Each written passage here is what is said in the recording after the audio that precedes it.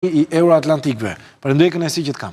Kënaqësi për mua që t'jemi bashkë me këtu. Gjithashtu zotin Petro Koçi, deputet i Partisë Socialiste, jo kandidat në lista në këtë zgjedhje, apo jo Koçi. Faleminderit. Ka 3 kategori lista, e mbyllur, e hapur dhe prapa lista. Por ndalemi me njerë futemi në fushat, e fillojmë me opozitën, besoj e kemi lëndë të zotit Koçi, i cili është bërë edhe pjesë e diskutimeve Rama Basha kote fundi, do vidhet e ju, por do ndalim të zoti Hasa, si po shkon fushata, organizimi dhe pritshmërit në këto zgjedhje. Ne tashmë koalicioni Atlantik është çdo ditë me qytetarët, është çdo ditë në terren der, duke trogitur. Ne garojmë, siç dihet prej kohësh, 100% me listat hapura, kemi qenë kundër sistemit listat mbyllura dhe kemi përdor çdo mekanizëm ligjor për të mundësuar tashmë garimin me listat hapura në gjithë Shqipërinë të 140 kandidatëve tanë dhe kemi prezantuar një program i cili ka qenë i mirë konsultuar me grupet e interesit, me qytetarët dhe me partnerët tanë prej gati një viti që vjet në qershor. Dhe tashmë këtë program po e shpalosim çdo ditë dhe më tepër der më der me shqiptarët, duke dialoguar me firmerët për bujqësinë, me të rinjt për fondet për rinin, me familjet e reja, me pensionistët, me gjithëkënd, të cilët sot misioni jonë është trokasim çdo der, t'i flasim çdo zemre dhe t'i kërkojmë votën për alternativën e koalicionit Euroatlantik për t'i dhënë zë një Shqipëri e ndryshe, një Shqipëri që duhet realisht t'i afrohet Bashkimit Evropian për te një politike 35 vjeçare që ka qenë me ngritjet dhe uljet e veta, por një politike që tashmë është e vjetruar, e kalbur dhe qytetarët kanë nevojë për një alternativë ndryshe, me njerëz të komuniteteve tyre, me njerëz cilët janë të gatshëm të qëndrojnë dhe të luftojmë për parimet, luftojmë për një Shqipëri më të mirë dhe këtë do ta bëjmë pa rreshtur deri në 11 maj për të marrë besimin e tyre. Sa mandatet synoni Hasa? Mandatet janë dorë të shqiptarëve. Çdo parti politike e cila hyn në zgjedhje, hyn në zgjedhje për të qenë suksesshëm në zgjedhje. Çdo kandidat që hyn në zgjedhje dhe praktikisht në një listë hapur të 140 kandidatë që gadojnë, hyn për të qenë fitues në këto zgjedhje. Ata që vendosin me votën e tyre janë qytetarët shqiptarë dhe unë do të ftoja që ta lejmë qytetarëve shqiptarë që do të vlerësojnë një Shqipëri larg politikës vjetër, larg politikës 35 vjeçare, larg binomit Rama Berisha dhe t'i besojnë kandidatëve tanë në çdo qark dhe t'i nxjerrin ata fitues për të mundësuar një ndryshim të vërtet për cilin Shqipëria ka nevojë. Zoti Koçi, ju jeni bërë pjesë, e filloj pak ndryshe bisedën me ju, me qëse nuk jeni kandidat në lista, jeni bërë pjesë e debatit Rama Basha me një video virale. Po, është herë e parë që ka një model të tillë, ku liderët politik japin mesazhe njëri tjetrit në rrjetet sociale, apo jo? Ju keni parë shumë fushata. Është një gjë mirë, gjë e gabuar, apo është një taktik për të shmangur vëmendjen? Jo, tani rrjetet sociale janë bërë një element i pa diskutueshëm i fushatave, i promovimeve në përgjithësi, po partitë politike sigurisht që e përdorin, sepse është një terren ku ka shumë shikueshmëri, pra ku ti lidhesh me publikun. Kështu që këtë nuk e ka bërë vetëm Rama me Bashën, po ta shikosh është duke përdorur gjithandej. Megjithatë unë këtë pjesën e këtij duetit Rama Basha e kam parë më shumë si një lloj, po themi, dëfrimi elektoral se sa si një gjë, po themi, të domosdoshme, sepse ka brenda jo vetëm aspekte serioze, por edhe ka dhe pak, po themi, batut që mund merret pak si një lloj dëfrimi elektoral. Po dua të japni një batut zotit Basha edhe nga Studio Live. Jo, dhe ajo që bëra unë ishte më shumë në fakt një formë shakaje elektorale. Qofse keni dhe për zotin Rama, s'ka problem. Por me çfarë ishte bërë shumë virale, vetëm tek ju, tek webi juaj kishte marrë 80 ca mijë shikime, kështu që imagjino pastaj që ka qenë edhe në disa... Po përse zoti Rama thërret në këtë duet zotin Basha dhe jo zotin Berisha? Po, nuk është çështje kush thret kë. Unë besoj se zoti Berisha për shembull nuk është i përshtatshëm për këtë lloj teknologjie, kështu që kjo mund të ketë edhe një lloj rastësie, se nuk besoj se ka qenë kaq e kalkuluar, por është parë me sa duket nga palët ose nga individët si një... Duket sikur fillimisht fitoi zoti Rama, por me kalimin e kohës por merr pak terren zoti Basha apo jo? E konstatoni? Nuk e di, unë nuk kam bërë kështu konstatime... U bë virale, shprehjet e tij, orame... Ajo po, është ngulitur, po nuk i bën ndonjë dëm zotit Rama. Kështu që... Fushata si po ecën, është interesante. Fushata po ecën mirë, ne ndryshe nga partitë e tjera kemi në terren një ushtri të madhe njerëzish, me antarët e partisë, me aktivistët, me koordinatorët të deleguarit, të cilët dhe tani që ne flasim këtu në studio, vazhdojnë punojnë me komunitetet, në çdo rrugë, në çdo derë. Megjithatë, nga optimizmi që ishte në verën e kaluar, që zoti Rama tha synojmë një, po themi, majorancë kushtetuese, bëri paralelizëm me 97-ën, duke sikur ai optimizëm nuk është më, apo është? Jo, nuk ka thënë kështu. Ai ka thënë që PD-ja do marri më pak se 97-ën. Po këto shkojnë te PS-ja, apo zoti Rama për kë kishte? Sigurisht që shumica shkon te PS-ja, po nuk është çudi që të ketë edhe ndonjë zhvillim ku nga partitë të ndryshme mund të ketë aty këtu në një deputet. Pra zoti Rama nuk e ka patur që PS-ja... Megjithatë, kur fillojnë fushatat, gjërat ndryshojnë, në disfavor të partive të vogla. Dhe rritet domeni, ose rritet domeni i partive të mëdha. Kështu që ne kemi dhe këtë avantazhin që e djatha shumë e coptuar, se sa e majta në këtë fushat, kështu që duke patur edhe parasysh teknologjinë e llogaritjes së mandateve, kjo përbën një lloj, po themi, avantazhi tjetër.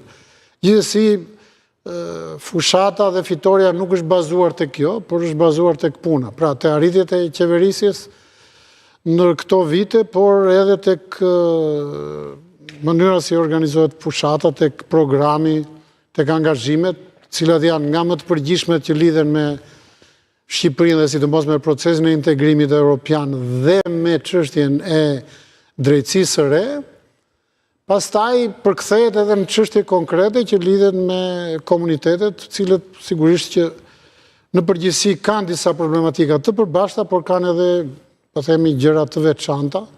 Të përbashkëta duhet fusë disa çështje që lidhen me hipotekat, për shembull, që është një problem më i përgjithshëm. Po pa tjetër pastaj lidhet me aspekte tjera, konkrete që ka çdo bashki ka natyrën e vet. Çdo lagje, çdo njësi ka ato aspektet e veta, diku janë bërë më shumë investime, diku më pak, kështu që është ajo, po themi, aspekti i balancimit që ka nevojë patjetër, ndërkohë duhet më shumë vëmendje edhe në zonat rurale, sepse kuptohet që kjo rilindja urbane ka kapur më shumë qytetet, pra qendrat, jo vetëm të qarqeve, po qendrat qytetare, ndërkohë mendoj se ka nevojë që zonat rurale të kenë më shumë vëmendje. Do dalemi edhe te programi. Ndërkohë presim 100 fshatrat për një 8 vjetësh, më duket, nuk e di tash. Po ta shoh. I merr PS-ja një mazhorancë kushtetuese apo jo? Si e shikon dhe si e shikon situatën? Diskutimi ishte çfarë planesh bënte zoti Rama se sa do merrshin tjerët, po pa thënë se sa do merrte vetë. Dhe siç e thash edhe më parë, zgjedhjet fitohen tek njerëzit. Unë mendoj që në radhë parë Edi Rama duhet t'rregojë atë për cilën dhe po pyetet shpesh, që ku i ka shokët, dhe faktet janë kokëfort, sepse nuk është me që folën për videot bëra virale, videot bën virale sepse kur kanë të vërteta brenda. Nëse publikut nuk i thua të vërteta, nuk ecë, nuk gjit. Gjit ajo që është e vërtetë, dhe kjo është diçka e vërtetë që ka ndodhur shumë episode rrugës,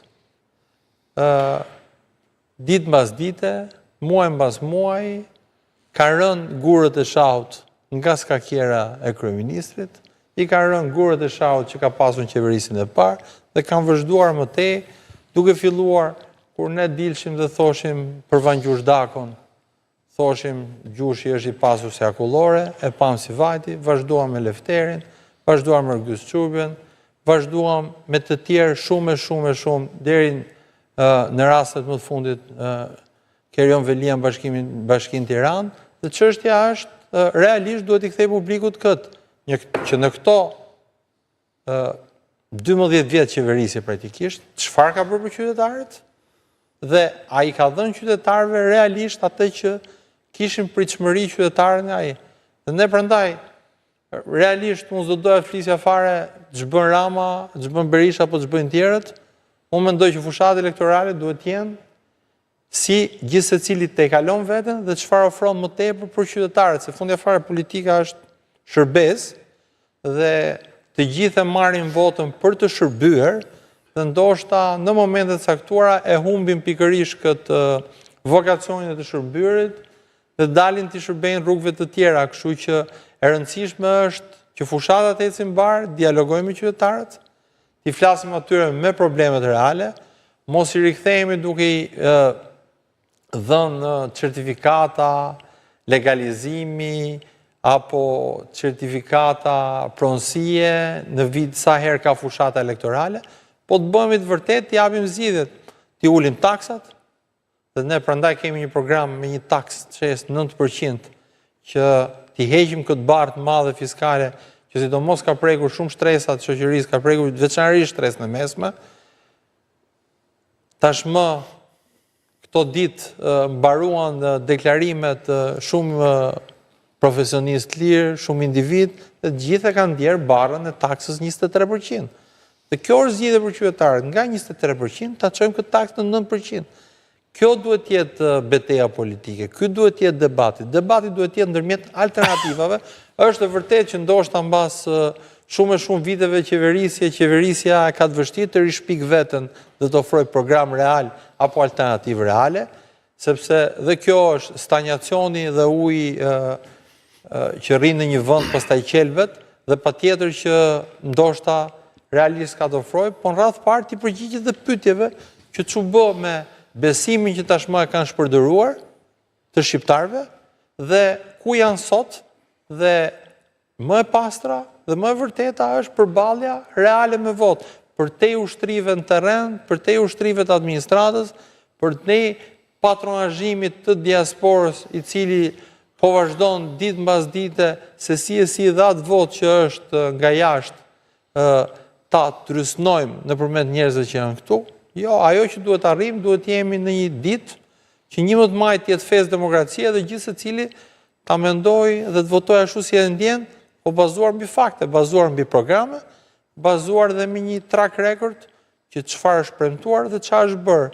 Janë premtuar pafund. Nëse çfarë nuk ka bërë Zoti Koçi qeveria, bëjmë më konkrete. rininin urbane. E kemi dhe zotin Koçi këtu, mund t'ja bëjmë edhe pyetje direkt, edhe pak debat, pse jo? Çfarë nuk shkon sipas teje, çfarë nuk është bërë? Po, nuk shkon pikërisht fakti që shumë individ që ishin aty për shërbyer, nuk i paskën shërbyer qeverisë së vendit dhe njerëzve, po i kanë shërbyer vetes vet.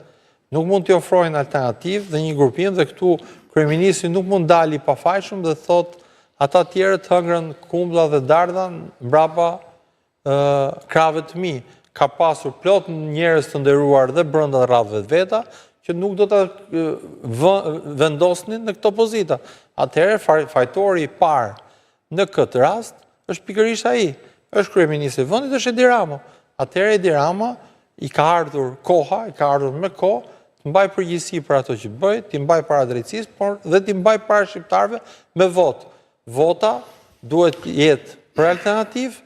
Nuk mendoj që ka më asnjë lloj alternative për të ofruar, përveç faktit që të riciklojmë njerëz të cilat prap ka dashur dhe po i emëron prap kryetari. Se pikërisht dhe sistemi që u bë i fraksionuar dhe u mundua t'i mbylli listat në një rotacion dhe një vendimarrje që e vendosin thjesht kryetarët dhe gjithë secili duhet i brindet kryetarëve të partive, kjo është diçka që nuk i ofron diçka qytetarë. Qytetarët duhet të zgjedhin vetë, dhe unë besoj që gjykimi më i mirë është i shqiptarëve, dhe gjithë secili duhet jetë përgjegjës para tyre me votë dhe për çdo akt të palishëm që bën para drejtësisë, dhe ne prandaj jemi totalisht në mbështetje të SPAK-ut, siç kemi qenë që në ditën e parë, dhe koalicioni Euroatlantik është një forcë politike e cila do t'i ofrojë një alternativë shqiptarëve që është gjithmonë afër atyre që janë politikat europiane, politikat euroatlantike. Unë vetë si një individ që jam shkolluar në Perëndim, kam jetuar shumë vjet në Perëndim, i besoj këtyre vlerave, u ktheva në Shqipëri sepse mendoja që diçka më e mirë mund të bëjnë edhe në vendin tim, dhe vazhdoj dhe jam në politikë pikërisht për vokacion. Kam zgjedhur të kandidoj si një nga 140 kandidatët e tjerë në qarkun e Elbasan, në listë hapur, pavarësisht se e kam po unë në emrin ke fleta votimit, do të garoj njësoj si tjerët dhe do të kërkoj votën e qytetarëve derë më derë, por jo në vetë për t'i besuar Endre Hasa si individ, po për t'i besuar Endre Hasa si një profesionist, i cili po i sjell një program për cilin ne mendojmë që jep zgjidhje problematikave shqiptarëve dhe i ftojmë qytetarët të na besojnë për këtë program, të na besojnë për programin që kemi për gjeneratën e re, për rinin, ne kemi një program ambicios për të hapur qendra universitare për teknologji, nga cilat një pas se kalojmë te programi, po dua një koment edhe nga zoti Koçi për këto akuza që lëshoi edhe zoti Hasa, pra sidomos korrupsioni, nivelet larta dhe me njerëz afër zotit Rama. Për sa i përket rezultateve të qeverisës, besoj kush vjen nga Elbasani di se si ka ndryshuar Elbasani, jo se nuk ka për të bërë akoma, po sigurisht që po ta shikosh me objektivizëm dhe jo me nga pozitat e llogoreve, po themi ekstremiste apo mirëfilli partijake, besoj e shikon çfarë ndryshimi është bërë. Por të vim tek dy çështje mendoj unë. Njëra është kjo e drejtësisë dhe fakti që edhe socialistë janë tashmë në bankun e drejtësisë, disa edhe në qeli, dhe tek çështja e sistemit zgjedhor. E para, çështja e drejtësisë. Tani e vetmja garante e kësaj reforme drejtësie dhe po themi zbatimit të saj është Partia Socialiste. Ne kemi parë dhe në parlament që po marrim një aspekt shumë të thjeshtë, buxhetin. Buxheti i këtyre institucioneve është aprovuar vetëm nga maxhoranca dhe jo nga opozita. Pra, ajo opozitë që është, një pjesë me Sali Berishën, një pjesë me të tjerë faktorë, përgjithsisht nuk e ka votuar dhe mbështetur reformën drejtësi dhe buxhetin përkatës. Por, sigurisht kur përmenden emra të caktuar dhe kur janë të një partie politike, patjetër që ka një përgjegjësi morale, nuk është se është kështu përgjegjësia zero. Ka përgjegjësi morale, por ka një ndryshim të madh këtu. Ndryshimi është ky që Partia Socialiste nuk bëhet avokate askujt nga personat të cilët janë tashmë në dyert e drejtësisë. Asnjëherë. Dhe sa është kërkuar, për shembull kur ka qenë e nevojshme që të votohet heqja e imunitetit, kjo është bërë pa një pa dy. Pra nuk është bërë në një diskutim dhe është marrë një vendim parimor nga Partia Socialiste, nga grupi parlamentar, që të bëhet votimi thuajse automatik për ta hequr imunitetin. Tjetra është që ka një ndryshim historik të madh. Pra, ne dim shumë mirë që personazhet dikur me drejtsinë e vjetër mbroheshin nga politika, nga maxhoranca që në atë kohë ka qenë Partia Demokratike, për mos ju përgjigjur drejtësi. Dhe kemi rastin e zotit Meta, zotit Basha, i cili ju shmang me dredhira proceduriale hetimit për çështjen e rrugës Kombit, për mos përmendur problematike të tjera që lidhen me kontratën me Greqinë që firmosi atë marrëveshjen për detin cila i hiqte Shqipërisë një pjesë të madhe të teritorit detar. Por edhe personazhe të tjerë, të cilët të paktën kanë pasur për protagonist zotin Berisha, kur ka mbrojtur njerëz të cilët janë përfshirë dhe në krimin e vrasjes me përgjegjësi konkrete, siç ka qenë ish drejtuesi i Shikut në rastin e Remzi Hoxhës apo dhe raste të tjera. Kështu që kurse sot është krejt e kundërta. Pa harruar për shembull rastin drejtuesve të gardës, kur ministri i Brendshëm ka qenë zoti Basha, të cilët nuk ju përgjigjen thirrjes së prokurorisë për t'i çuar aty për hetim. Kryeministri Berisha, ministër zoti Basha. Do thoni ju e kujt është përgjegjësia më e madhe, është e Basha apo e Berisha? Nuk ka rëndësi. Domethënë ne dimë që në atë kohë, të paktën zoti Basha nuk është distancuar nga deklarata publike e zotit Berisha që tha nuk e dorëzoi tha zinxhirin komandues të gardës tek prokuroria. Pra, gjithçka që ka ndodhur vite më vonë, mbasi u bë divorci dhe përplasja Basha-Berisha, sigurisht janë deklarata që duhen përshëndetur, edhe gatishmëria për t'u përgjigjur drejtësisë, e kam dëgjuar zotin Basha që është i gatshëm të vejë dhe të dëshmojë për çështjen e 20 janarit, por ama në kohën që ka qenë detyrë nuk kemi patur një distancim të tillë. Ndërsa sot ne nuk kemi në asnjë rast një, po themi, qëndrim avokatie nga Partia Socialiste për çdo njeri i cili është sot në dyert e drejtësisë. Për te problematikave që ngrën sidomos komuniteti i avokatëve për aspektet caktuara të punës që bën qoftë edhe spaku e tjerë. Pa jo është çështje e tyre, nga pikpamja politike ka një qëndrim të prerë, të qartë, të pa lëkundur nga Partia Socialiste, bile duke thënë jemi edhe duke paguar me lëkurën tonë, ne do vazhdojmë do ta mbështesim spakun. Apo jo? Ne dim shumë mirë që nuk është perfekte as politika, as qeverisja, as drejtësia, as kudiun, as media nuk është perfekte, apo jo, as shoqëria civile. Këtu nuk po flasim për perfekcion, po flasim për një dukuri e cila duhet përshëndetur. Kemi më në fund një drejtësi e cila vepron e pavarur nga politika. Kjo është, ne e ka thënë zoti Rama, e kemi dhënë shpatën në dorë drejtësisë për të vepruar edhe mbi kokat tona.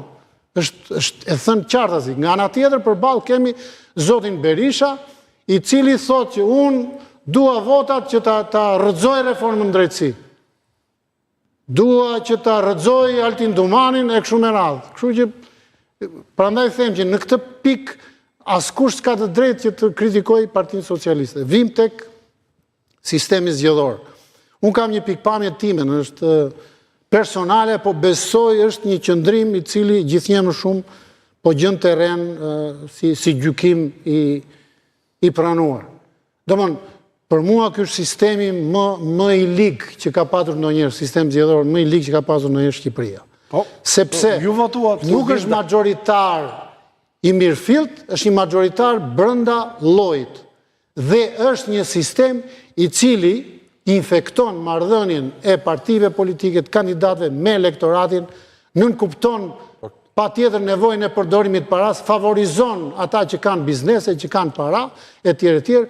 Nxit ligësin në marrëdhëniet mes aktorëve politik dhe jo, po themi, ndershmërinë, nxit hipokrizinë e njerëzve të shkretë sepse do i kapin disa njerëz dhe çfarë do bëjnë ata tani? Do i thonë po njërit, po tjetrit dhe domethënë 2-3 do i njërin do ta votojnë. Këta janë gjithë vërteta, po ju kishit mundësinë në vend që përplasja të nga brenda këtë bëhet debat. Përplasja, unë e kam bërë përpara se ta provoj. Kishit dhe votën ku vonë, ndryshe nga unë që nuk e kisha, që të votonit kundër. Unë e kam advokatuar. Unë mund ta gjej dhe tani kam videon e fjalës si ka mbajtur kur ka raportuar kryekomisioneri i zgjedhjeve në parlament, përpara se të bëjë reformën në zgjedhore.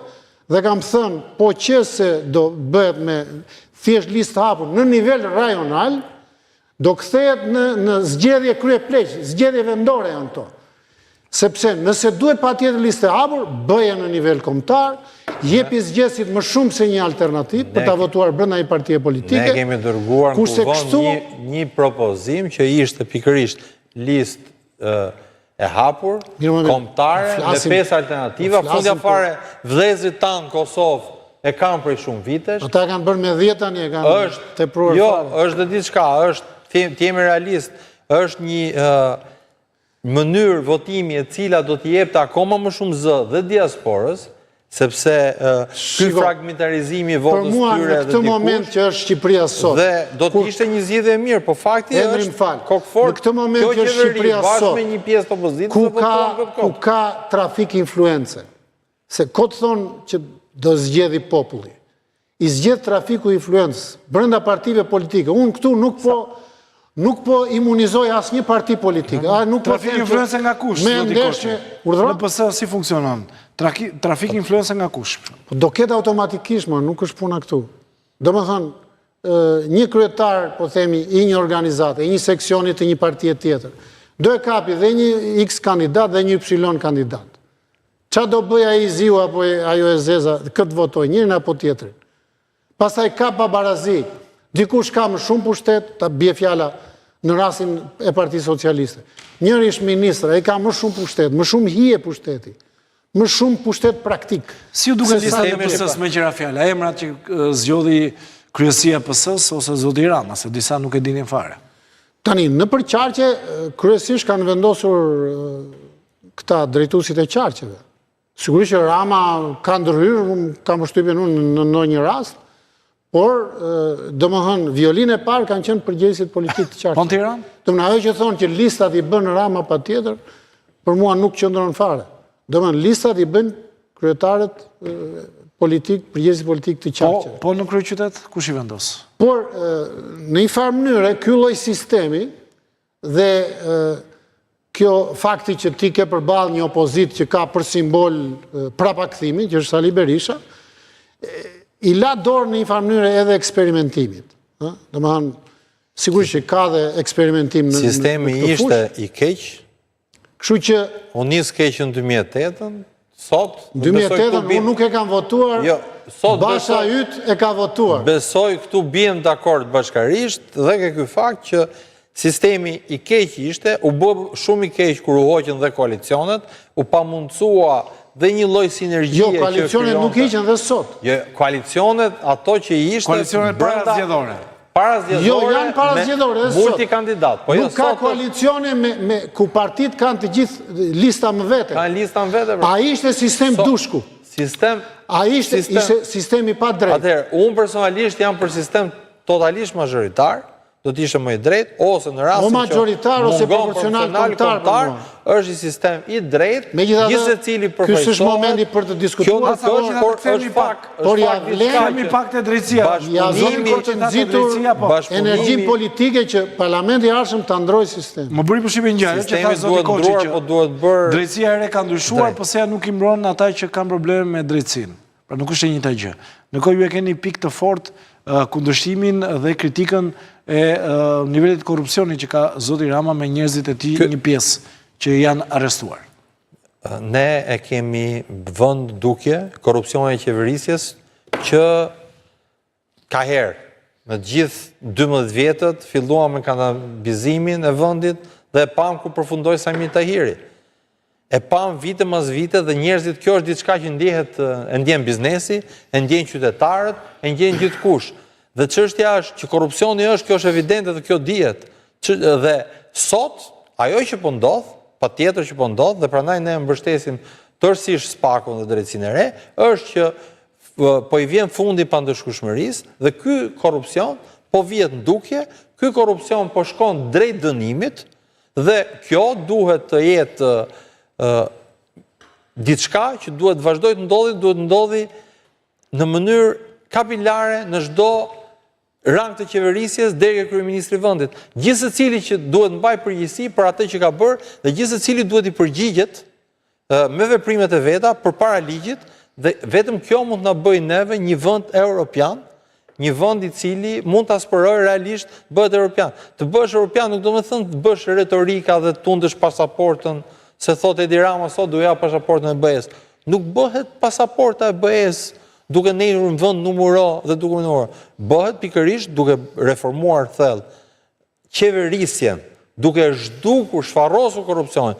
Dhe i vetmi instrument sot, i vetmi entitet sot që po bën diçka në këtë drejtim është SPAK-u dhe prandaj ne si parti Koalicioni Euroatlantik jemi tërësisht, kemi qenë në çdo hap, kemi qenë që kur është votuar dikur si pjesë e reformës drejtësi, SPAK-u, institucionet dhe përgjigje speciale, praktikisht dhe që kërkoja dhe mbështesim, sepse pikërisht duhet vi dita që t'japim fund pandëshkueshmërisë, duhet vi dita dhe shpresojmë që po vjen, që më në fund Shqipëria të ndryshojë dhe të krijojmë një qasje të re, një qasje europiane. Dhe kjo gjë nuk bëhet pa përfunduar përfundimisht.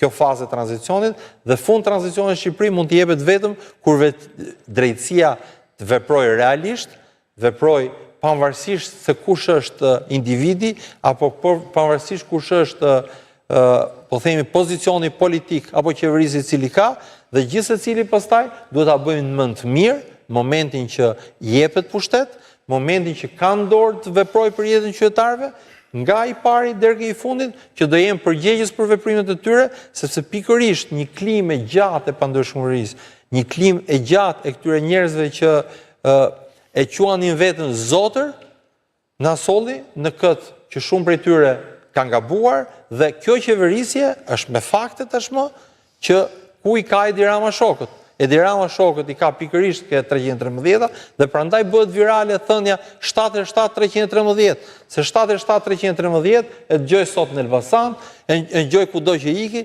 dhe njerëzit çfarë kanë shqetësim kryesor? E di çfarë kanë shqetësim kryesor? Varfërinë, po jo, është reale. Është reale, jo, është çështja është. E di çfarë kanë shqetësim të them diçka, se kur flasim për gjëra virale, ja ty jam një shembull konkret virale. Një nga postimet e mia virale, që mund mos duket dhe mu duk, thash, se do dhe ajo analizën e vetë, ishte çfarë? Unë bëra diçka për këto qytetet e zbrasta. Thash, Elbasani është zbrazur, Cerriku është zbrazur, Gramshi është zbrazur, Librashi është zbrazur, Prenjësi është zbrazur, Peqini është zbrazur. Çfarë po ndodhen njerëz? Dhe kjo, pikërisht to qytete që arrin ca orë të ditës dhe i shef bosh, i shef pa njeri, i shef njerëz, dhe duhet analizosh pse ikin këta tri. Këta tri ikin se i është vrarë shpresa. Që të rikthejmë shpresën, duhet i rikthejmë një ekonomi të fortë, duhet i kthejmë mundësim për një shkollim të mirë, por duhet i kthejmë në radhë parë shpresën për një vend të drejtë, për një vend ku vlerësohet meritat dhe nuk vlerësohet miku, shoku apo lidhja që ke me dikën qeverisje, dhe që ne të kthehemi në një vend të tillë, vetëm atëherë mund të bëhemi vend evropian. Dhe kjo, diçka që ju do ta bëni gjë të tillë nëse fitoni, ndalemi pak. 100%. 100% sepse ne jemi ata, siç ju mirë e dini, zoti Basha ka depozituar në kuvend prej shumë kohësh vetingun e politikanëve, ne kemi çuar një veting, një version, se pastaj ndër vite janë bërë versione pafund, por kemi gjetë një mur nga ana tjetër, nuk është ulur asnjë diskutoj, dhe kur unë kam qenë në kuvend në vitin 2017, kemi pasur një draft. Ç'është bërë? Nuk është diskutuar kurrë, sepse ka dhe gjë. Gjëja që duhet jetë kryesore, pse ti shmangemi debatin, ndoshta po ta diskutoheshim, dhe po të ishte diskutuar, dhe ishte bërë diçka. Ndoshta për shumë gjëra nuk do kishin rënë dakord, por ama diçka do të ishte bërë. Ajo që na vë dhe pastërtia e gjithë secilit, pastërtia atyre që qeverisin, dhe unë mendoj që gjithë ata që vinë qeverisin duhet të jenë radh parë profesionistë mirë në fushat e tyre, dhe parlamenti duhet përbëhet nga individ që janë profesionistë mirë dhe nuk vinë aty për ta bërë si profesion politikanit. Nuk ka një profesion politikës. Profesioni politika është vokacion, nuk është profesion sipas meje, dhe gjithë secili duhet bëjë më të mirën për të shërbyer. Ata që humbin vokacionin për të shërbyer, duhet largohen një herë mirë, ata që i kanë futur duart në zullum, duhet largohen një herë mirë nga politika dhe t'i hapim rrugën një brezi të ri, një brezi që mund sjellë ndryshim në Shqipëri, një brezi i cili mund të punojë çdo ditë vetëm për qytetarët dhe për ta bërë Shqipërinë një vend evropian, siç shumë prej nesh shpirojnë, siç ata 250.000 që duan të votojnë nga jashtë shpirojnë. Zoti Koçi, pse qeshet me 77-313? Do të them dhe atë, po dua të them këtë njëherë para që kur jenë pushtet konsumohesh. 12 vjet nuk janë pak. Por në Shqipëri ka ndodhur një gjë e çuditshme. Domethënë, është konsumuar në këto 12 vjet më shumë opozita se sa partia në pushtet. Dhe kur vjen puna te marrëdhënia me drejtësinë, dhe sidomos me këtë drejtësinë e re që për simbol ka Spakun, se është dhe GKK-ja në fakt, bashkë me Spakun, provën morale e tregon më shumë ai që është në pushtet. Jo kur je në opozit, pavarësisht se pjesa më e madhe e opozitës dhe atë provë morale nuk e ka dëshmuar fare. Por thash, këtë provë morale është Partia Socialiste që po e dëshmon. Pra duhet të jesh në pushtet që të provosh se sa je ti dakord me këtë drejtësi që sot nuk pyet për askënd. Atëherë pse s'ka Dhe rënë? ne Pse s'ka rënë se ta kemi veçin të prazë. Pse s'ka rënë dakord Partia Socialiste për ta diskutuar vettingun e politikës? Si që bën vettingun S'ka drejtësisë? lidhje më, shiko. Folëm për drejtësi të re, hajde të flasim bashkë, ndoshta ta fillojmë sot të studiet të dy bashkë, flasim për politikë Ka një ligj dekriminalizimi, i cili me sa di unë ka pasur edhe Ka zotin pasur Basha. ai efektet e veta, po. Zotin Basha si një protagonist, por që çuditërisht është harruar fakti që personat të cilët kanë kryer, po themi, krime që lidhen me dhunimin e simboleve të shtetit, dhe që marrin pjesë në organizata, të cilat vënë në dyshim tërësinë territoriale të Republikës së Shqipërisë, nuk janë futur të ajo kategori. Dhe unë e kam çuar dhe unë një projekt ligj, por që nuk është shqyrtuar dot akoma. Tani po diskutojmë për këto aspekte, është fare kollaj që të mburemi me një Tu besojnë që është një nga problemet të mëdha që kemi pasur. Tani të vim tek që ajo. kemi në kuvend, Pse që po nuk qeshja? diskutojnë gjërat. Nuk Pse po diskutojnë, qeshja? debatohen, diskutojnë. Tani, i kam thënë zotit Basha që 77 bëjnë 2013, 77 bëjnë 2017, 77 bëjnë 2021 dhe bëjnë dhe 2025. Por, do t'i përmend dhe ca rezultate tjera. 77 bëjnë edhe 2015, 77 bëjnë edhe 2019, 77 bëjnë edhe 2023. Dhe do bëjnë edhe 2027 dhe me sa duket edhe 2029. Për vërteta është që bëjnë thjesht 313. Derisa Edi Rama na i tregoj ku i ka shokët. Jo. Çështja është që sot po dalin 77 unë shoh shqetësim tjetër që Rama nuk i tregon shokët se ka hallë se shokët po tregojnë Rama. Ka një rezultat. Se kshu ka vajt kjo. Ka një rezultat që është më i ulët se sa 313. Është ajo 15-0. Besoj e mbani mend. Kur që Berisha dhe Basha në pushtet. Kur do gjykoj Ilir Meta. Ajo 77 baras 5. Gjykata e lartë. 7-7 bën thjeshtësisht sot 313 dhe kjo është diçka ngjo. Nuk është batut orame. Është diçka ndoshta nisi si batut, nisi si një gjë momentale, po e vërteta rënqethse që është aty, është pikërisht kjo. Ku i ka Edi Rama shokët? 42 ku janë ato? Zoti Koçi deshi të prekte pak Elbasanin, tha është zhvilluar. Çdo gjë mund të lëvizi. Çdo gjë mund ndodhi. Po çështja është, unë kam qenë aty, e kam parë që zoti Rama mblodhi grupin parlamentar, bëri eventin deputeti që duam ku? Ka inceneratori Elbasanit. Ka incenerator që prodhoi 16 vendime qeverie, ka incenerator që unë kam qenë personalisht në SPAK për të çuar kallëzim penal, dhe ne ja pam se ku vajti ai incenerator, ka njerëz që janë dënuar tashmë dhe kështu. Dhe sot u rikthye aty ngjitur para një jave ke kombinati metalurgjik dhe tha do ta rindërtojmë dhe do të bëjmë park. Ai kombinat metalurgjik kam bërë dhe unë aty shumë vite përpara fushat në 2017 dhe më herët, mund përmendin vite ashtu, çka ndodhi? Asgjë, rënim. Nga ajo që krijonte ndotje, ushtua dhe një gjë tjetër me inceneratorin dhe prapa aty ka rënim. Nuk mund t'i rishesim Elbasanlive të njëjtën gjë. Çështja është, ajo që është reale është pikërisht varfëria. Është varfëria që ka pllakosur në qytet, ka qenë dikur qytet industrial dhe njerëzit kanë shqetësim real, nuk mund t'i shesim vetëm fasada dhe marketing njerëzve. Njerëzit patjetër mund të jenë ide të bukura, do bëhet motoparku, do bëhet më shumë mirë. Dhe çfarë do ndodhi?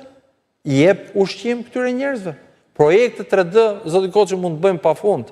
Çështja është duan zgjidhje reale që të ketë punësim, që të ketë ekonomi, të ketë zgjidhje reale. Nuk bëhen thjesht, se ka dhe një gjë. Unë jam totalisht dakord që duhet rriten pagat dhe pensionet, po duhet rriten. Po nuk rriten pagat duke thjesht thënë që paga minimale në shkallë vendi me VKM është kaq. Unë vi nga fusha biznesi, zoti Koçi. Nuk është arbitrare paga. E di çfarë ndodh? Shkoni pyesni bizneset në shumë anë të vendit, që praktikisht çfarë ndodh? Ndodh që ja paguajnë sigurimet shoqërore për pagë minimale, pra përfiton vetëm buxheti i shtetit, përfiton skema sigurime. Po, skema sigurime përfiton, patjetër, po kontribuojnë për t'i paguar pensionistëve sot pensionet, Por fakti është që në shumë prej vendeve, ato bizneset, në vendet ku nuk kanë mundësi, nuk ja paguajnë atë. Do më thënë, praktikisht, me atë pagën minimale në mënyrë arbitrale, që të propozosh pagë minimale, duhet t'japësh dhe mundësit biznesit i paguaj pagën, po dhe të kesh rritjen e tillë ekonomike, e cila ta mundsoj. Por biznesin si e vrasim me taksat larta, taksa 15%, plus 8, po 23% ka individi, po 27 janë sigurimet shoqërore. Profesionet e lira nuk kanë taks. Profesionet e lira kanë taks, por nuk e kanë kuptuar ende.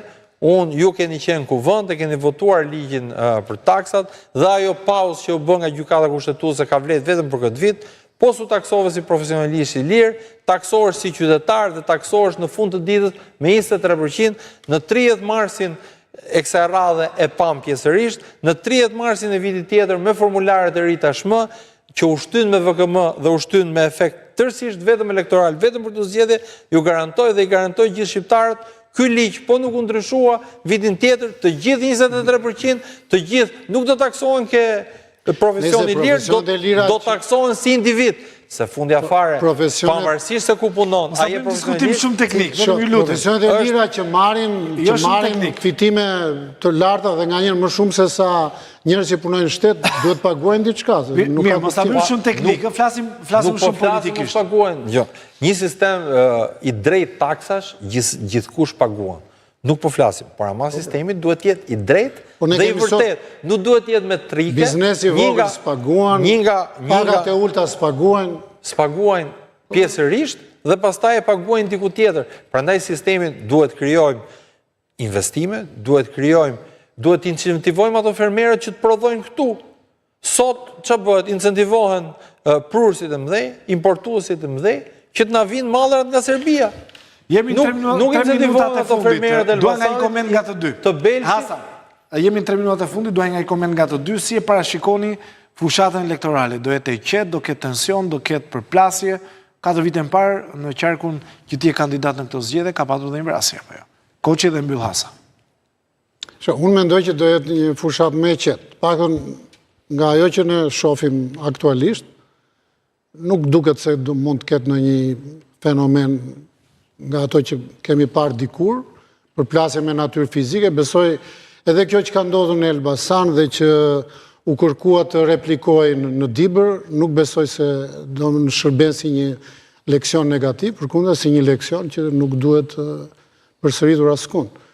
Kështu që këto aspekte pasaj përdorimit teknologjisë, unë mendoj se do të vazhdojnë të fitojnë dominim, por kontaktet në teren do t'jenë besojnë kontaktet me natyrë kështu qytetare, civile, zbesoj se do t'ketë zhvillime negative. Ajo që mund të ketë tension, besojnë do t'jetë ndofta numërimi i votave për kandidate për deputet. Do t'jetë besojnë një proces shumë i ngarkuar. Do ketë përplasje brenda llojit, thua, ose akuza, më futen në zonë? Ndofta dhe mund të ketë, nuk përjashtohet. Gjithsesi, mund të qenë normale. Do jetë fushatë e qeta, apo jo? Si e parashikon? Këtë duhet ja lëm kohës, faktikisht që duhet. Ka nisur... Si është në Elbasan? Na jep përshtypjen tënde. Në Elbasan për momentin është fushatë e qetë, mund të themi, me kandidatët që po rendin të prezantojnë alternativat e tyre. Diku janë të vërtet dhe takojnë njerëz, diku marrin ca njerëz dhe i bin vërdall për t'i treguar në media apo t'i treguar në për foto që po marrim ca njerëz me vete, por problemi është që s'kan çfarë i thonë qytetarëve. Ajo që duhet prodhoj fushata duhet jetë patjetër qytetari dhe siç e thash dhe që në fillim të emisionit, duhet flasim për alternativa, duhet flasim për program. Dhe prandaj ne kemi qenë të fokusuar si Koalicioni Atlantik për mbi një viti ne flasim për programin. Flasim pikërisht për taksat, flasim për subvencionin për fermerët, flasim për zgjidhjet që duan njerëzit. Nëse fushata do jetë me këto zgjidhje, do jetë larg bandave, sepse dhe ajo që ndodhi për shkak të bandave që i ndjenin krahët e ngrohta nga pushteti, bashkëpunonin me pushtetin dhe ndodhin ngjarje pastaj që e prishin atmosferën e zgjedhjeve. Qofse banda do rrinë larg zgjedhjeve, nëse zgjedhjet do jenë për qytetarët dhe vetëm për qytetarët dhe do jenë spalose alternative, patjetër që zgjedhjet do jenë të qeta. Dhe ajo që duhet mbizotëroj pikërisht duhet jetë qytetaria dhe t'i ftojmë njerëzit që të votojnë. Dhe unë gjej rastin këtu nga raporti TV-ja, t'i ftoj gjithë banorët e qarkut, zgjedhësit e qarkut Elbasan të votojnë për koalicionin Euroatlantik në Elbasan, ku dhe unë si Endre Hasa jam kandidat, të votojnë për koalicionin Euroatlantik dhe kandidatët tanë në gjithë Shqipërinë, na besojnë jo vetëm se kemi individ spikatur dhe profesionist mirë, po të na besojnë sepse kemi programin më të mirë që jep zgjidhje shqiptarëve. Do kemi kohë, do ndalim edhe për fillim të fushatës. Nëse ma lejon, ajo që ndodhi në Elbasan mund të ketë lidhje me atë që thot Endri, po them me ndikim bandash, dhe unë jam prerazi për të dënuar çdo lloj lidhje me natyrë kriminale, qoftë partive, qoftë kandidatën vetë, pra që ndodhi ka lidhje edhe me atë strukturën e posaçme që krijoi Partia Demokratike që na kodrejtoi nga zoti Basha. Mirë, do kalojmë në reklama, faleminderit të dyve që u kisha.